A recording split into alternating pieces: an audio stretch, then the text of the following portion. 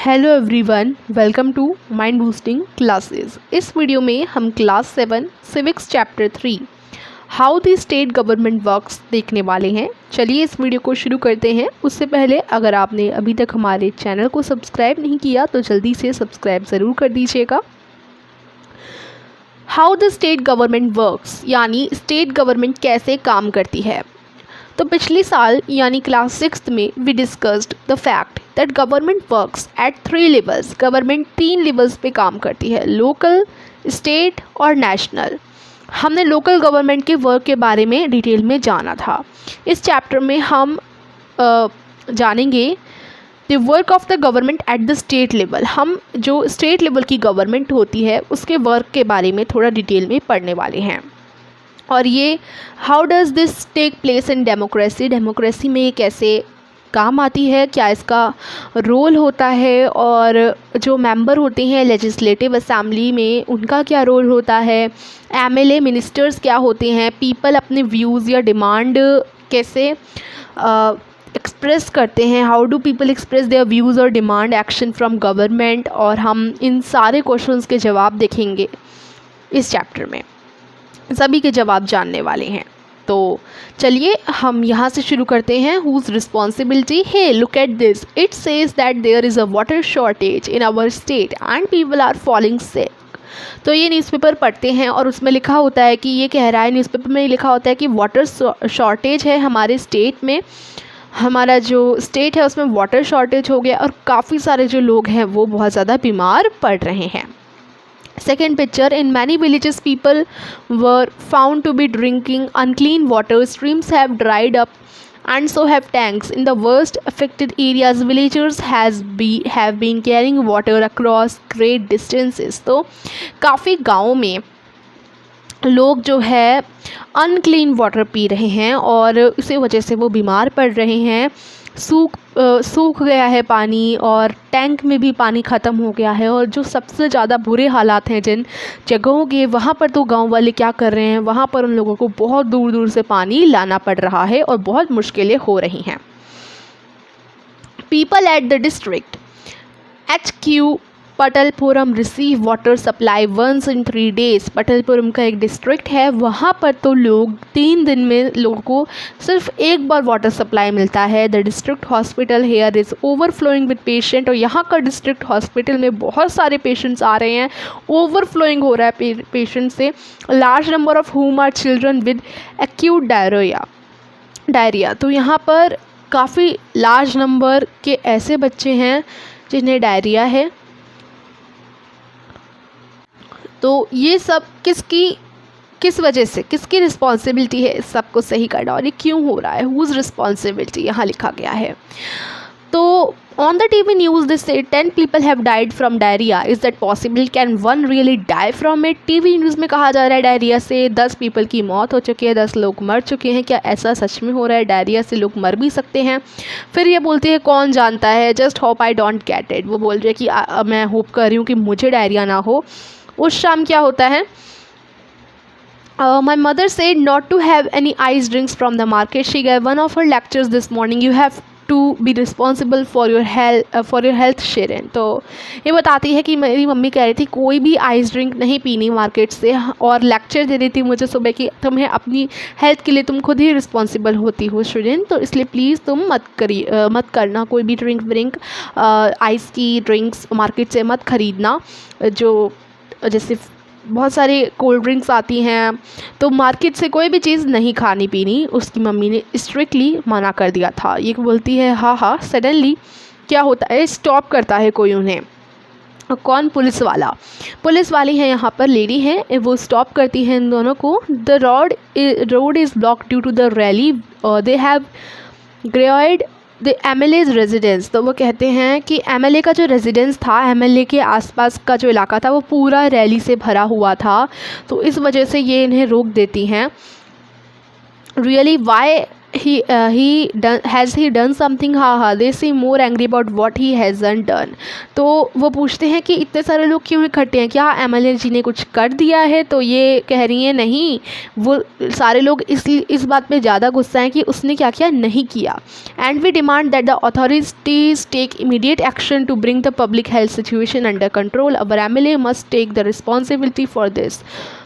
और यहाँ पर बातचीत चल रही है कि हम डिमांड करते हैं कि अथॉरिटीज़ को इमीडिएट एक्शन लेना चाहिए पब्लिक हेल्थ सिचुएशन को सही करने का और अंडर कंट्रोल में लाने का। हमारे एमएलए को इसकी रिस्पॉन्सिबिलिटी लेनी चाहिए। जो सारे लोगों को डायरिया वगैरह हो रहा है, बहुत सारी पानी की दिक्कतें हो रही हैं, अनक्लीन वाटर लोग पी रहे हैं, तो इस सब की हेल्थ पे उनका बहुत असर पड़ रहा है। तो ये कुछ आपको करना चाहिए, एमएलए को करना चाहिए। फिर वो सोचती है what a loud voice he has.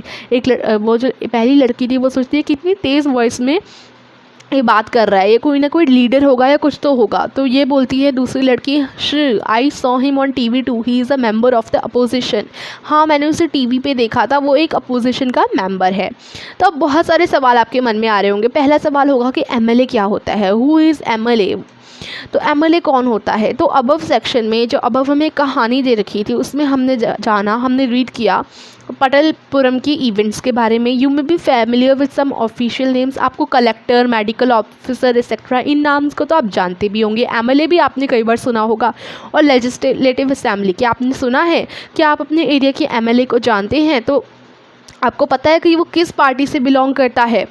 तो चलिए अब हम पढ़ते हैं आगे। Members of the legislative assembly, MLAs are elected by the people, they then become members of the legislative assembly. तो देखो क्या होता है कि सबसे पहले जो एमएलए होते हैं ना, वो लोगों द्वारा ही सिलेक्ट किए जाते हैं। हम अपने एरिया को खुद सेलेक्ट करेंगे कि हमारा एमएलए कौन होगा। तो लोग द्वारा, वोटिंग के द्वारा ही एमएलए सिलेक्ट होते हैं। और फिर वो सारे एमएलएज, अलग अलग एरिया से अलग अलग एमएलएज जो सिलेक्ट हुए, वो सारे मिलकर लेजिस्लेटिव असेंबली बनाते हैं। उन सभी एमएलएज की होती है legislative assembly. And also form the government, और वो ही गवर्नमेंट बनाते हैं। In this way we say that MLAs represent people, यानी लोगों को रिप्रेजेंट करते हैं उनके एमएलए जो उन्हीं के द्वारा चूज़ किए गए हैं। The example below will help to us understand this better. और यहाँ नीचे एक एग्जाम्पल दिया गया है जो हमें इस चीज़ को समझने में बेटर हेल्प करने वाला है। हर स्टेट, इंडिया का जितने भी स्टेट है ना, उनकी एक लेजिस्लेटिव असेंबली होती ही है। Each state is divided into different areas और कॉन्स्टिट्यूएंसीज। जैसे मान लो कोई भी स्टेट हम ले लेते हैं, एक हर स्टेट जो है वो किस में डिवाइडेड है, वो हर स्टेट अलग अलग एरियाज़ में डिवाइडेड है। एरियाज़ को हम कॉन्स्टिट्यूएंसीज भी बोलते हैं। अलग अलग एरिया हैं हर एक स्टेट के, ठीक है। तो ये एक स्टेट के कई सारे एरियाज़ हैं, ठीक है। अलग अलग एरियाज़ में एक स्टेट डिवाइडेड है। फॉर एग्ज़ाम्पल आप इस मैप को देखोगे तो यहाँ पर ना हिमाचल प्रदेश एक स्टेट दिखा रखा है और वो ना 68 एरियाज़ में डिवाइडेड है। लेट्स सी, तो इस मैप में जो हिमाचल प्रदेश है वो आप देखेंगे कि किस में डिवाइडेड है, वो एरियाज़ में डिवाइडेड है 68 एरियाज़ में, और उसमें 68 असेंबली कॉन्स्टिट्यूंसीज़ हैं। तो यहाँ क्या बोला गया है कि हर स्टेट एरियाज़ में डिवाइडेड होता है, ठीक है। From each constituency, the people elect one representative who then becomes a member of the legislative assembly. तो अब जैसे मान लो कोई HM है यानी HP है यानी हिमाचल प्रदेश है, तो ये एक स्टेट है, ये बहुत सारे एरियाज़ में डिवाइडेड है। बोला गया है 68 कॉन्स्टिट्यूंसीज़ में डिवाइडेड है। तो ये कॉन्स्टिट्यूंसीज़ हैं कई सारी। कॉन्स्टिट्यूंसीज़ का मतलब होता है एरिया, ठीक है, पूरे एरिया में डिवाइडेड है।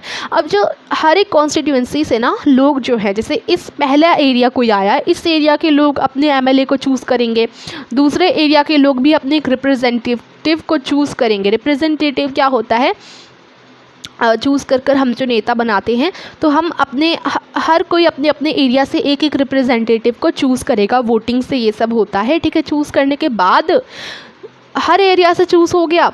अब हर एरिया से जितने भी लोग चूज़ हुए वो क्या बन जाएंगे, लेजिस्लेटिव असेंबली के मेंबर बन जाएंगे, और वो उस स्टेट की लेजिस्लेटिव असेंबली हो जाएगी। लेजिस्लेटिव असेंबली में हर कॉन्स्टिट्यूंसी से सेलेक्टेड रिप्रेजेंटेटिव होंगे, ठीक है। और you would have notice that people stand for election in the name of different parties. लोग इलेक्शन में खड़े होते हैं अलग अलग पार्टीज़ के नाम से। तो these MLAs therefore belong to different political party. और बीजेपी मतलब बहुत सारी पॉलिटिकल अलग अलग पार्टी होती हैं इन एमएलए की भी, ठीक है। तो how do people who are MLA becomes minister और चीफ मिनिस्टर। अब एमएलए की तो बात हो गई, अब कोई एमएलए मिनिस्टर या चीफ मिनिस्टर कैसे बनता है ये भी हम जानेंगे।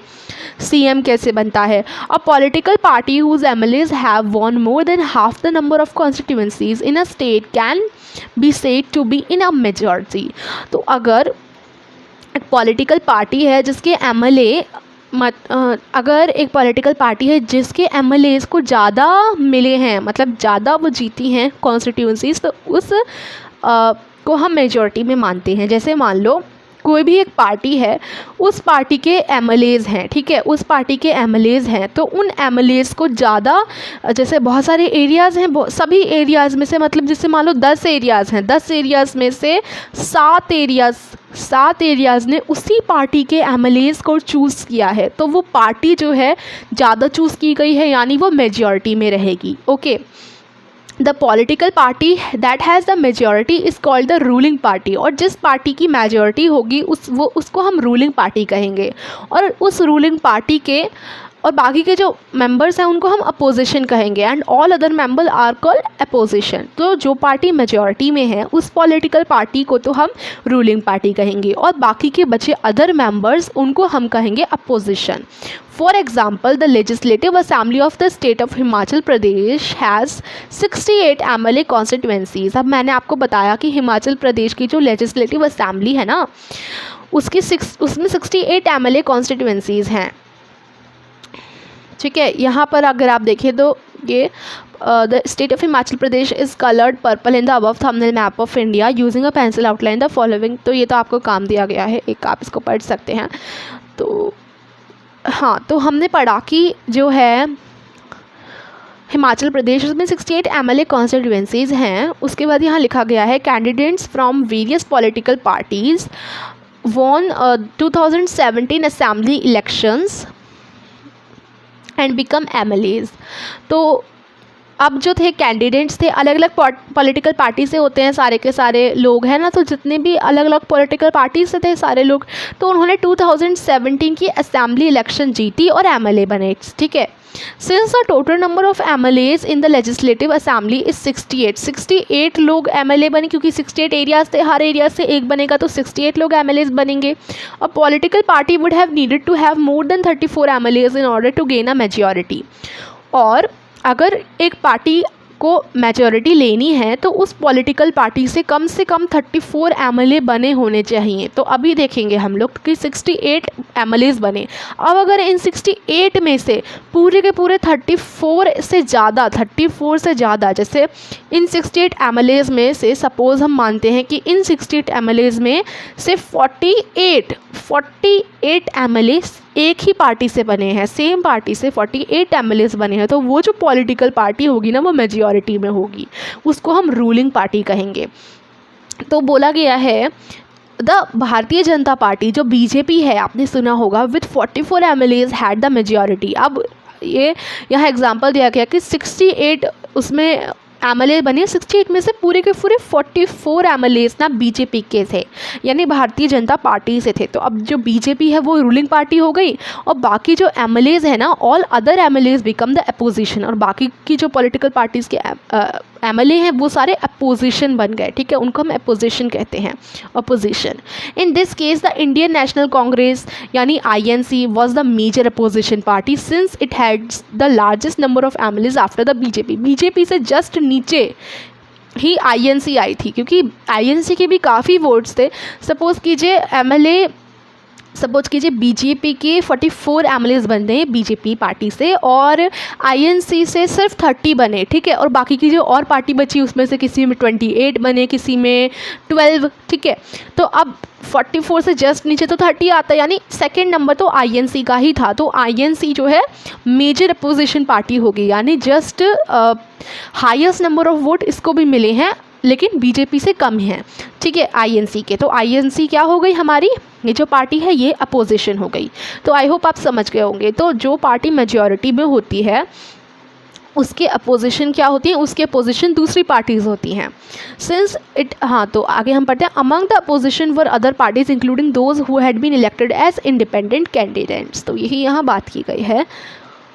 Results of the assembly elections in Himachal Pradesh in 2017, यहाँ रिजल्ट्स दे रखे कि भारतीय जनता पार्टी के 44 MLAs इलेक्ट हुए थे, उससे INC से 21, और कम्युनिस्ट पार्टी ऑफ इंडिया यानी मार्क्सिस्ट जिससे ओनली 1, और इंडिपेंडेंट्स जो किसी पार्टी से बिलोंग नहीं करते वो 2। ठीक है, तो यहाँ ये बोला गया था लास्ट में, those who has been elected as independent candidate among the opposition were other parties including those. अब अपोजिशन में वो लोग भी आते हैं जो किसी भी पार्टी से बिलोंग नहीं करते, जो इंडिपेंडेंट कैंडिडेट्स होते हैं। ठीक है, सो ये सब हमने पढ़ा। The head of the state, ये आपको एक फाइंड करने के लिए दिया गया है। आगे बढ़ते हैं। The chief minister and I think, हाँ यहाँ से पढ़ना है। After the elections the MLAs belonging to the ruling party will elect their leader who will become the chief minister. उसके बाद इलेक्शंस के बाद जो MLA हैं जो कि रूलिंग पार्टी से बिलोंग करते हैं, रूलिंग पार्टी में कितने MLA थे, 44 थे BJP में, तो ये सारे के सारे 44 MLAs जो हैं अपनी सारे के सारे मिलकर अपना लीडर बनाएंगे। ठीक है, 44 MLAs हैं, तो ये सारे MLAs हैं, मान लीजिए बहुत सारे हैं, ये सारे के सारे 44 हैं, फिर ये सारे के सारे मिलकर एक लीडर बनाएंगे, इन्हीं सब में से एक लीडर बनेगा। ठीक है, और जो लीडर बनेगा ना वही CM बन जाता है, यानी चीफ मिनिस्टर बनता है। तो रूलिंग पार्टी सबसे टॉप पर होती है और इस रूलिंग पार्टी में से ही कोई ना कोई चीफ मिनिस्टर बनेगा, जिसको वो सारे के सारे MLA मिलकर लीडर बनाएंगे, वही चीफ मिनिस्टर हमारा बन जाएगा। इस केस में जब the BJP MLAs choose Shri Jairam Thakur as their leader and he become the chief minister, और हिमाचल प्रदेश का जो चीफ मिनिस्टर बने थे वो श्री जयराम ठाकुर जी थे। इस केस में जो BJP के MLA थे ना, उन्होंने ही अपना लीडर श्री जयराम ठाकुर जी को चुना था और वो फिर बन गए थे chief minister. The chief minister then selects other people as minister. फिर जो चीफ मिनिस्टर बना वो दूसरे लोगों को मिनिस्टर्स को चूज़ करेगा, क्योंकि चीफ मिनिस्टर अब बन चुका है। अब ये चीफ मिनिस्टर यानी CM मिनिस्टर्स को चूज़ करता है। After the election, it is the governor of the state who appoints the chief minister and other ministers. उसके बाद इस CM ने मिनिस्टर्स भी चुन लिए। अब मिनिस्टर्स और चीफ मिनिस्टर्स को इलेक्शंस के बाद मिनिस्टर्स और चीफ मिनिस्टर को जो स्टेट का गवर्नर होता है ना, जो स्टेट का गवर्नर होता है वो बुलाते हैं। ठीक है, अपॉइंट करते हैं चीफ मिनिस्टर और दूसरे मिनिस्टर्स को। The chief minister and other ministers have the responsibility of running various government departments और मिनिस्ट्रीज। अब इनकी रिस्पॉन्सिबिलिटी क्या होती है, तो जो चीफ मिनिस्टर बने और जो बाकी के मिनिस्टर्स बने, उनकी जिम्मेदारी होती है कि वो अलग अलग गवर्नमेंट डिपार्टमेंट्स हो गए, मिनिस्ट्रीज़ हो गए, इनको रन करना, इनको हैंडल करना, ये सब इन्हीं की जिम्मेदारी होती है। अब इन चीफ मिनिस्टर और दूसरे मिनिस्टर्स के अलग अलग सबके सेपरेट ऑफिस होते हैं। और लेजिस्लेटिव असेंबली की हमने बात की थी, ये एक असेंबली होती है, ये एक ऐसी जगह होती है लेजिस्लेटिव असेंबली जहाँ सारे के सारे MLAs सारे के सारे MLAs चाहे वो रूलिंग पार्टी से हों चाहे अपोजिशन से हों, सारे के सारे मिलते हैं डिस्कस करने के लिए अलग अलग चीज़ें। ठीक है, तो लेजिस्लेटिव असेंबली हम ऑलरेडी डिस्कस कर चुके हैं कि सारे MLAs मिलकर लेजिस्लेटिव असेंबली बनाते हैं और उसी जगह वो लोग मिलते हैं। अब ज़रूरी नहीं है कि जो रूलिंग पार्टी है, जो जीती है पॉलिटिकल पार्टी, उसी के MLAs मिले, नहीं, जो रूलिंग पार्टी है और जो अपोजिशन है वो सारे के सारे उन दोनों के ही, उन सब के ही MLAs आकर मिलते हैं और लेजिस्लेटिव असेंबली में डिफरेंट चीज़ों पर डिस्कशन करते हैं। Hence some MLA have dual responsibilities, once as an MLA and other as a minister. अब कुछ MLA होते हैं जिनकी डबल रिस्पॉन्सिबिलिटी होती है, जैसे वो MLA भी हैं और उनको मिनिस्टर भी बना दिया गया है ना, क्योंकि MLA में से तो कोई मिनिस्टर बनेगा, CM बनेगा, है ना, तो मतलब MLA में से तो कोई मिनिस्टर बनेगा, तो कोई MLA भी होता है, मिनिस्टर भी होता है। We will read about this further. और इन चीज़ों के बारे में जो ड्यूअल रिस्पॉन्सिबिलिटीज़ होती हैं कि कोई MLA भी है, मिनिस्टर भी, इनके बारे में हम थोड़ा आगे पढ़ने वाले हैं। अब हम पढ़ेंगे अ debate in the legislative assembly. Afreen Sujata and many other students from their school traveled to the state capital to visit the legislative assembly which was housed in an impressive building. Afreen Sujata और बाकी के काफ़ी सारे बच्चे थे जो कि अपने स्कूल से जो कैपिटल है ना, टू द स्टेट कैपिटल गए थे कहाँ, लेजिस्लेटिव असेंबली को देखने के लिए, जो कि एक बहुत ही अच्छी सी बिल्डिंग में बना हुआ था legislative assembly.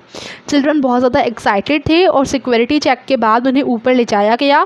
There was a gallery from where they could see large hall below, तो उधर एक गैलरी थी जिसमें वो पूरा लार्ज हॉल देख सकते थे। There were rows and rows of desk, और लेजिस्लेटिव असेंबली में क्या होते हैं, बहुत सारी डेस्क रखी रहती हैं, बहुत सारी। This assembly was going to have a debate on the correct problem, और यहाँ डिबेट्स भी होती हैं। डिबेट्स का मतलब अलग अलग मुद्दों पे बात करना, डिस्कस करना। तो इस असेंबली में, जिस लेजिस्लेटिव असेंबली में वो लोग गए थे, वहाँ पर डिबेट होने वाली थी जो अभी करंट प्रॉब्लम चल रही है ना, उस पर। During this time, MLAs can express their opinions and ask questions related to the issue or give suggestions about what should be done by the government. इधर बेसिकली होता क्या है, सारे के सारे MLA मीटिंग करते हैं और अपनी अपनी जो है राय देते हैं, वो बताते हैं उनके ओपिनियंस क्या हैं, वो क्वेश्चंस पूछते हैं एक दूसरे को सजेशंस देते हैं कि ऐसा ऐसा हमें कर देना चाहिए जिससे ज़्यादा अच्छा रहेगा हमारे स्टेट के लिए, है ना, हमारे एरिया के लिए। तो ये सारी की सारी चीज़ें वहाँ होती हैं और ये भी सजेशन देते हैं कि क्या करना चाहिए गवर्नमेंट को। Those who wish to can respond to this, और जो क्वेश्चन पूछे गए हैं, जो चाहते हैं वो उस क्वेश्चन का जवाब भी दे सकते हैं।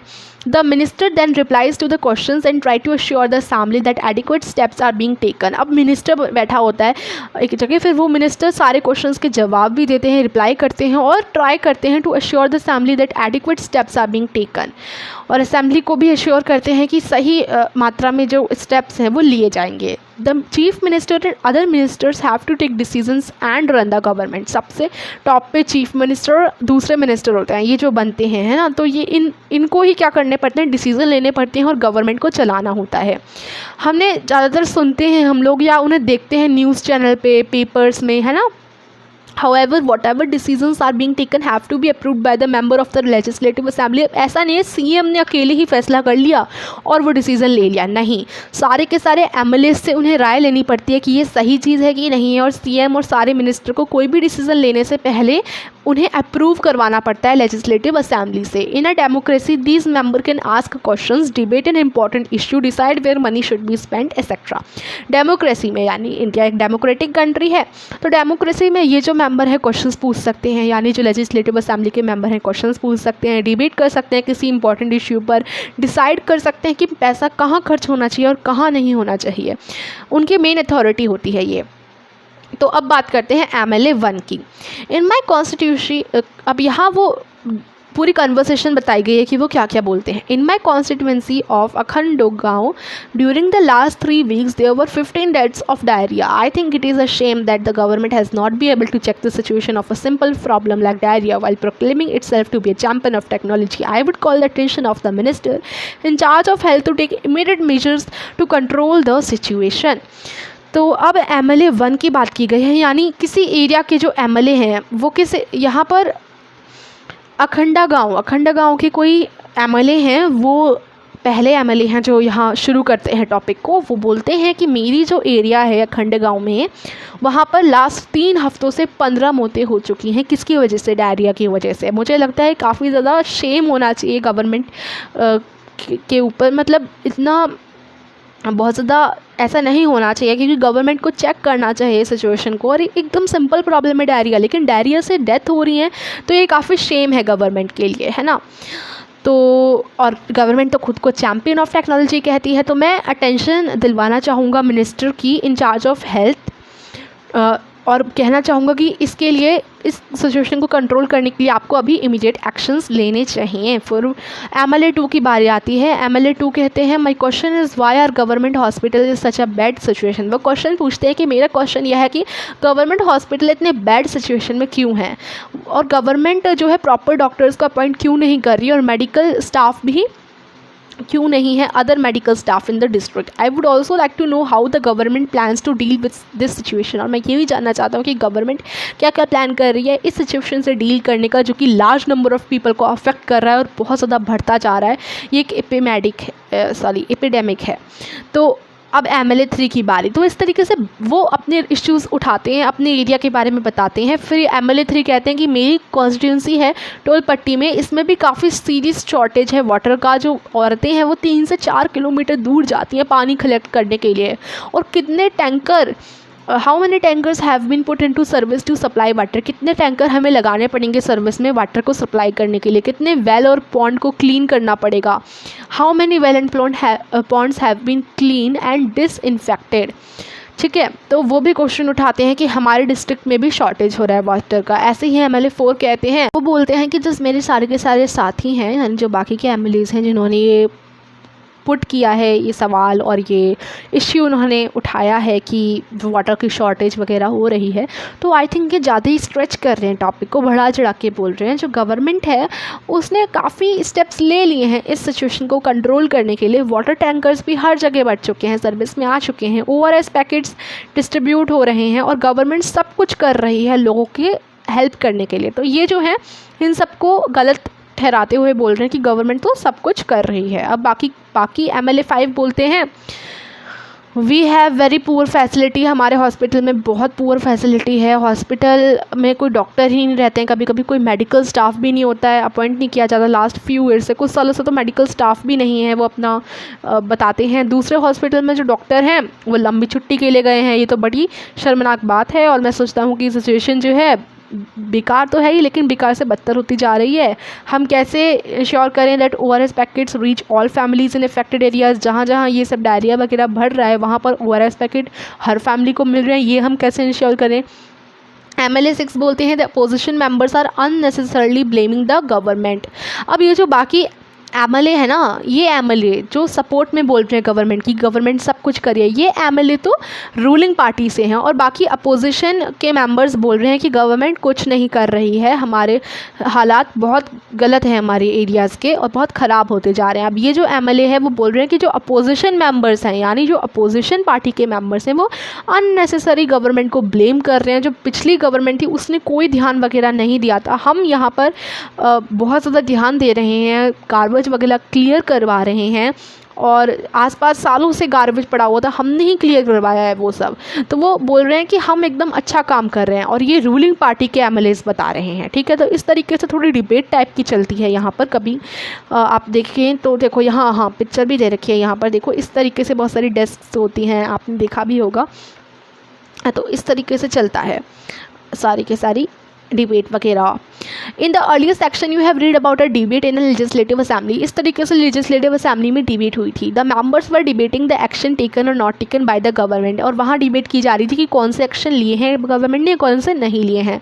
This is because the MLAs are together responsible for the work of the government. MLAs सारे के सारे मिलकर रिस्पॉन्सिबल थे गवर्नमेंट के काम के लिए। In common uses the word government refers to government departments and various ministers who head them. तो गवर्नमेंट का मतलब बेसिकली यही होता है कि सारे के सारे गवर्नमेंट डिपार्टमेंट्स हो गए और जो भी मिनिस्टर उनको हेड कर रहे हैं। ओवरऑल हेड जो होते हैं वो चीफ मिनिस्टर ही होते हैं। More correctly this is called the executive part of the government. All the MLAs who gather together in the legislative assembly are called the legislator. और सारे के सारे MLA जो लेजिस्लेटिव असेंबली में एक साथ इकट्ठे होते हैं, उन सारे के सारे MLAs को हम लेजिस्लेटर कहते हैं। They are the ones who authorise and supervise their work. और बाकी जो अपोजिशन के मेंबर्स होते हैं ना, वो सारे के सारे, मतलब बाकी जो भी लेजिस्लेटर हैं, सारे के सारे MLAs हैं, वो सारे ऑथोराइज करते हैं और सारे काम जो चीफ मिनिस्टर गवर्नमेंट कर रही है उसको सुपरवाइज़ करते हैं कि वो सही कर रही है कि नहीं कर रही। हमने जैसे देखा earlier section, it is from among them that the head of executive or the chief minister is formed.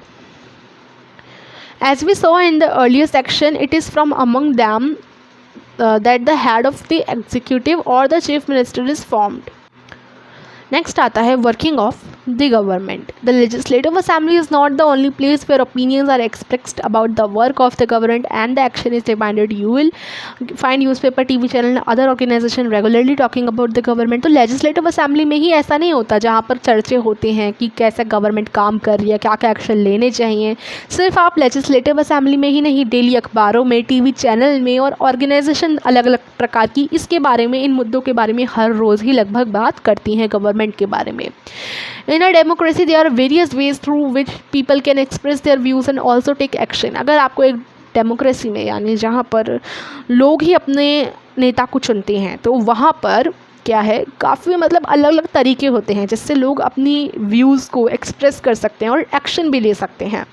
उनके पास हक है ये सब करने का। चलिए ऐसे ही एक तरीके को देखते हैं।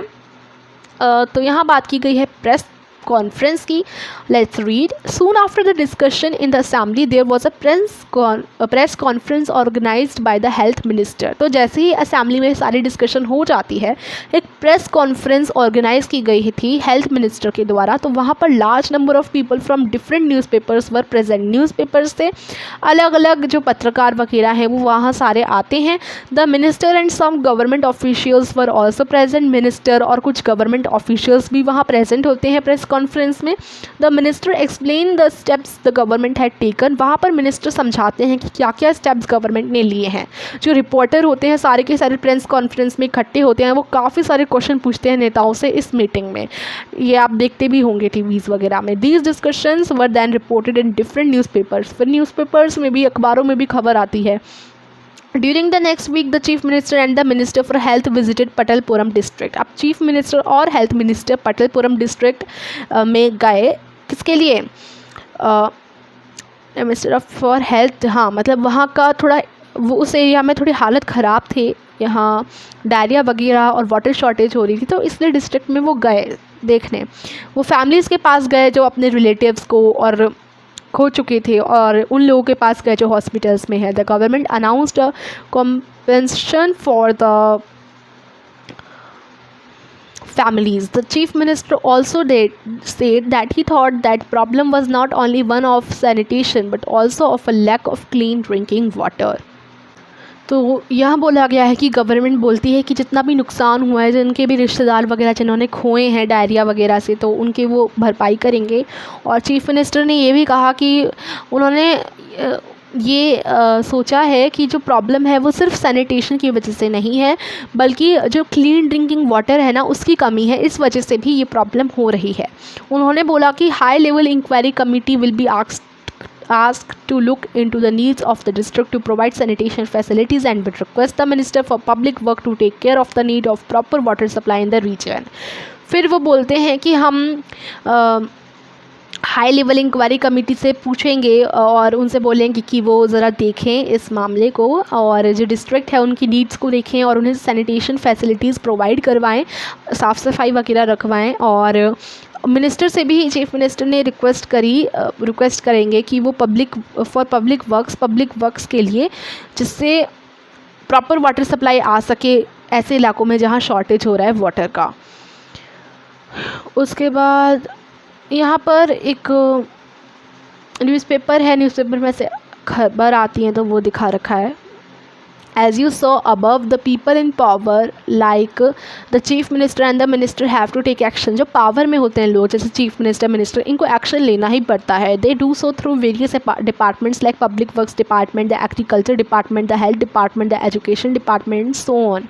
अकेले तो एक्शन ले नहीं पाएंगे ना, ये तो डिपार्टमेंट होते हैं गवर्नमेंट के अलग अलग, पब्लिक वर्क का अलग डिपार्टमेंट। यहाँ पर जैसे यहाँ पर मिनिस्टर ने बोला, मतलब यहाँ चीफ मिनिस्टर ने बोला कि मैं पब्लिक वर्क वाले जो डिपार्टमेंट है उनसे ज़रूर ये बोलूँगा कि वो ध्यान रखें और प्रॉपर वाटर सप्लाई करें रीजन में। तो जो पब्लिक वर्क का डिपार्टमेंट है वो अलग है, फिर जो हेल्थ डिपार्टमेंट है वो अलग होता है, एजुकेशन डिपार्टमेंट अलग होता है। तो they also have to answer questions that are asked in the legislative assembly and convince people asking the questions that proper steps are being taken. और लेजिस्लेटिव असेंबली में जो क्वेश्चंस पूछे जाते हैं उनका भी उन्हें जवाब देना पड़ता है। At the same time newspapers and the media widely discuss the issue and the government has to respond, for example by holding the press conferences. अब इतना ही नहीं, जो मीडिया होती है, ठीक है, मीडिया हो गई, और जो न्यूज़पेपर्स होते हैं उसमें भी ये काफ़ी वाइडली बड़ा इशू बनता है, तो उसके भी गवर्नमेंट को जवाब देने पड़ते हैं। प्रेस कॉन्फ्रेंस करवानी पड़ती हैं जहाँ पर सारे पत्रकार और सारे रिपोर्टर्स आते हैं, फिर वो सवाल पूछते हैं, उनके भी गवर्नमेंट को जवाब देने पड़ते हैं। ठीक है, गवर्नमेंट ये भी डिसाइड कर सकती है अगर स्टेट के लिए कोई नए लॉ बनाने हैं सैनिटेशन और हेल्थ फैसिलिटीज़ से रिलेटेड, तो वो भी गवर्नमेंट डिसाइड कर सकती है। For example, it may make it compulsory for municipal corporations to ensure that there are adequate toilets in every urban area. जैसे यहाँ कंपलसरी है, मतलब कंपलसरी है म्यूनिसिपल कॉरपोरेशंस के लिए ये इंश्योर करना कि ज़्यादा से ज़्यादा टॉयलेट हो हर अर्बन एरिया में। इट में also ensure that a health worker is appointed in every village. और जो म्यूनिसिपल कॉरपोरेशन है वो ये भी इंश्योर करें कि जो हेल्थ वर्कर हैं वो हर विलेज में अपॉइंट किए जाएँ। The act of making laws on certain issues is done in the legislative assembly of each state. अब ये नए नए कानून बनना, लॉ बनना, ये सारे ये सारी चीज़ें भी कहाँ होती है, लेजिस्लेटिव असेंबली में ही की जाती हैं। The various government departments that implement these laws, और वेरियस गवर्नमेंट डिपार्टमेंट होते हैं जो इन लॉ को इम्प्लीमेंट करते हैं यानी लागू करते हैं। Laws for the entire country are made in the parliament. और ये तो स्टेट की बात थी, अगर पूरी कंट्री के लिए नया कानून बनाना है तो वो फिर पार्लियामेंट में लिया जाता है। और हम पार्लियामेंट थोड़ा और बड़े लेवल पे होता है, तो पार्लियामेंट के बारे में हम अगले साल यानी जब आप 8th में आओगे ना तब हम पढ़ेंगे उसके बारे में। Democracy, in a democracy it is the people who elect their representatives as member of the legislative assembly, and thus it is the people who have the main authority। देखिए, जो लोग डेमोक्रेसी में लोग ही तो इलेक्ट करते हैं अपने representative को, और फिर MLA वगैरह चूज़ करते हैं, तो लोगों के पास मेन अथॉरिटी होती है। Ruling party members then form the government and some members are appointed minister. हमने पढ़ा कि रूलिंग पार्टी के मेंबर हैं, फिर वो गवर्नमेंट बनाते हैं और कुछ मेंबर्स को मिनिस्टर बनाते हैं। मिनिस्टर्स जो होते हैं वो इंचार्ज होते हैं अलग अलग डिपार्टमेंट के। गवर्नमेंट के जो अलग अलग डिपार्टमेंट होते हैं उनके इंचार्ज यही मिनिस्टर होते हैं। Such as health in the above example, whatever work is done by this department has to be approved by the member of legislative assembly. अब इन डिपार्टमेंट में जो कुछ भी हो रहा है वो लेजिस्लेटिव असेंबली के सारे MLA से पूछकर करना चाहिए, उनसे अप्रूव होकर ही ये सारे काम होंगे, है ना। डेमोक्रेसी में जो लोग हैं वो मीटिंग वगैरह करते हैं अपने ओपिनियंस को दिखाने के लिए, और अगर वो कोई प्रोटेस्ट करना चाहते हैं गवर्नमेंट के खिलाफ तो लोग ऐसे प्रोटेस्ट भी करते हैं। और आगे देखेंगे, आगे यहाँ पर स्कूल एजुकेशन के लिए name of department school education. अब उनके वर्क क्या होते हैं स्कूल एजुकेशन के डिपार्टमेंट के, ये सब आप यहाँ लिख सकते हैं। अब वॉलपेपर प्रोजेक्ट के बारे में यहाँ बता रखा है। वॉलपेपर एक इंटरेस्टिंग एक्टिविटी है जिसके द्वारा रिसर्च की जाती है on particular topic of interest. The following photographs explain the different aspects involve in creating a wallpaper in the classroom. ये वॉलपेपर प्रोजेक्ट के बारे में बात की गई है कि एक वॉलपेपर क्लासरूम में बनाना है। उस पर क्या होता है, वॉलपेपर एक इंटरेस्टिंग एक्टिविटी होती है जिससे आप रिसर्च कर सकते हो किसी भी जिस टॉपिक पे भी आपको इंटरेस्ट है उस टॉपिक पर, ठीक है। After introducing the topic and having the brief discussion with the whole class, the teacher divides the class into group. The group discusses the issue and decides what it would like to include in the wallpaper. Children then work individually or in pair to read the collected material and write their observation or experience. They can do this through creating stories, poem, case studies, interviews, etc. तो यहाँ यही बोला गया है, activity आप कह सकते हैं कि जैसे पूरी क्लास को टॉपिक दिया जाएगा और उस टॉपिक के बारे में थोड़ी ब्रीफ डिस्कशन होगी पूरी क्लास में टीचर के साथ। फिर टीचर क्लास को ग्रुप में डिवाइड करेंगे, फिर जो ग्रुप है ना वो इश्यू को और बेहतर डिस्कस करेंगे और फिर डिसाइड करेंगे कि क्या क्या वॉलपेपर में उन्हें लिखना चाहिए। फिर जो चिल्ड्रन है वो अकेले या फिर पेयर जोड़ी बनाकर काम कर सकते हैं इस पर, और ये आप स्टोरीज़ क्रिएट करके पोएम्स, केस स्टडी, इंटरव्यू वगैरह से बच्चे इस पर आगे काम कर सकते हैं। तो वॉलपेपर पे देखिए इस तरीके से वर्क कर सकते हैं। The group look at the material they have selected, drawn or written, they read each other writing and provide feedback to each other. एक दूसरे ने जो लिखा है सारे लोग पढ़ेंगे और फिर अपना अपना फीडबैक देंगे एक दूसरे को।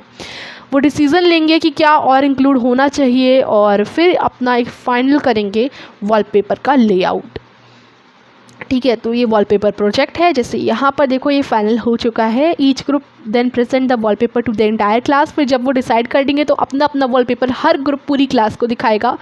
और it is important that more than one member of the group is asked to present on that each group is allotted the same amount of time to discuss their work. तो important है कि एक से ज़्यादा member उस group का उससे पूछा जाएगा प्रेजेंट करने के लिए, और ईच ग्रुप को सेम अमाउंट ऑफ टाइम मिलेगा अपने वर्क को डिस्कस करने के लिए। After each group has presented, जब हर ग्रुप अपना दिखा देगा, प्रेजेंट कर देगा अपना wallpaper, it would be a good idea to have a feedback session on the following. फिर ये अच्छा आइडिया रहेगा कि फिर फीडबैक सेशन भी लिया जाए कि वो खुद से और क्या क्या कर सकते हैं और उनका काम और बेटर कैसे हो सकता है, और राइटिंग उन्होंने जो किया, जो प्रेजेंटेशन उन्होंने शो की है वो और कैसे इम्प्रूव हो सकती है। This wallpaper about the 2006 dengue epidemic was prepared by children of class 6th B of केंद्रीय विद्यालय सेकेंड हिंदों गाज़ियाबाद उत्तर प्रदेश। तो यहाँ पर एक वॉलपेपर दिखाया गया है जो 2006 में जो डेंगू एपिडेमिक चल रहा था उस पर ही बनाया था एक बच्चे ने जो 6th B का है केंद्रीय विद्यालय का हिंदों गाज़ियाबाद उत्तर प्रदेश से। तो देखिए कितना अच्छा यहाँ पोस्टर इसने डेंगू पर जो वॉलपेपर है वो तैयार किया है। तो बस इतना ही है हमारा चैप्टर। आई होप ये आपको अच्छे से समझ आया होगा, क्लियर हुआ होगा। इसमें हमने काफ़ी डिटेल में बात करी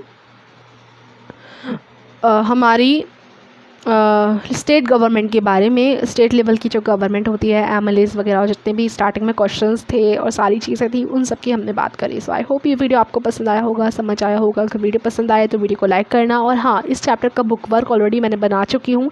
अगर आपने अभी तक इसका बुक वर्क नहीं देखा तो डिस्क्रिप्शन में लिंक है, आप जाकर देख लीजिएगा। Thank you for watching this video. Bye.